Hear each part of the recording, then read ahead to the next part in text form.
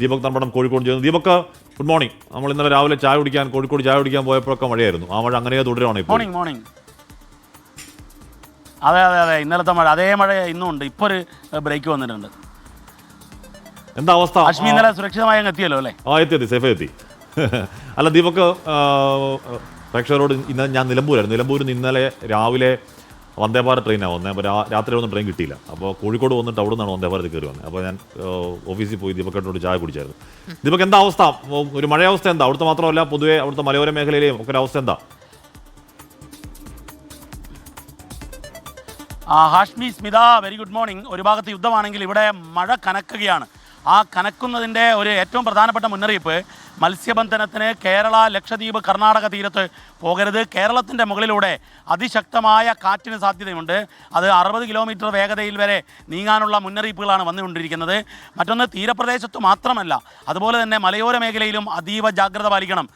സമീപകാലത്ത് കേരളം ഒട്ടാകെ അലർട്ട് വരികയും അതിൽ വടക്കൻ കേരളത്തിൽ കാസർഗോഡ് മുതൽ മലപ്പുറം വരെ റെഡ് അലേർട്ട് ആവുകയും ചെയ്ത ഒരു ദിവസമാണിന്ന്. മാത്രമല്ല, ഈ രീതിയിൽ ശക്തമായ മഴ വരും ദിവസങ്ങളിലും തുടരുമെന്നുള്ളതാണ്. അതായത് കാസർഗോഡ്, കണ്ണൂർ, വയനാട്, മലപ്പുറം, കോഴിക്കോട് ഇത്രയും ജില്ലകളിൽ അതിതീവ്ര മഴ സാധ്യതയുണ്ട്. അതുകൊണ്ട് റെഡ് അലേർട്ടാണ്.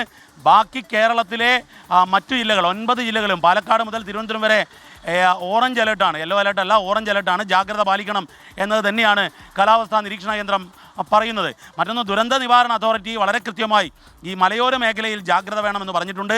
തീരപ്രദേശത്ത് കടൽക്ഷോഭ സാധ്യത, അതിൻ്റെ ജാഗ്രത വേണം. മത്സ്യബന്ധനത്തിന് മത്സ്യത്തൊഴിലാളികൾ കടലിലേക്ക് വെള്ളം ഇറക്കാൻ പാടില്ല എന്നുള്ള ജാഗ്രതാ നിർദ്ദേശം. ഒപ്പം തന്നെ ഈ മലയോര മേഖല, പ്രത്യേകിച്ചും കോഴിക്കോടിൻ്റെയും കണ്ണൂരിൻ്റെയും മലപ്പുറത്തിൻ്റെയൊക്കെ മലയോര മേഖലയിൽ ഈ മണ്ണിടിച്ചൽ, അതുപോലെ തന്നെ മരം പൊട്ടി വീഴൽ ഒക്കെ ഉണ്ട്.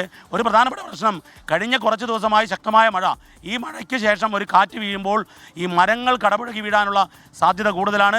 അത്തരം മേഖലകളിൽ നിന്നും ജാഗ്രതയോടെ ജനം മാറി നിൽക്കണമെന്ന മുന്നറിയിപ്പാണ് വന്നിരിക്കുന്നത്. ഏതായാലും കോഴിക്കോടും അതിശക്തമായ മഴ ഇന്നലെ രാത്രിയും ഇന്ന് പുലർച്ചെയും ഒക്കെ ഉണ്ടായിരുന്നു. മലബാറിൽ പൊതുവെ കനത്ത മഴ തന്നെയാണ്. ഹാഷ്മി, സ്മിത. ശരി, ദീപക് ധർമ്മടമാണ് വിവരങ്ങളുമായി നമുക്കൊപ്പം ചേർന്നത്. അപ്പോൾ കോഴിക്കോട് അവിടെയുള്ളവരും വളരെയധികം ജാഗ്രത പാലിക്കണം.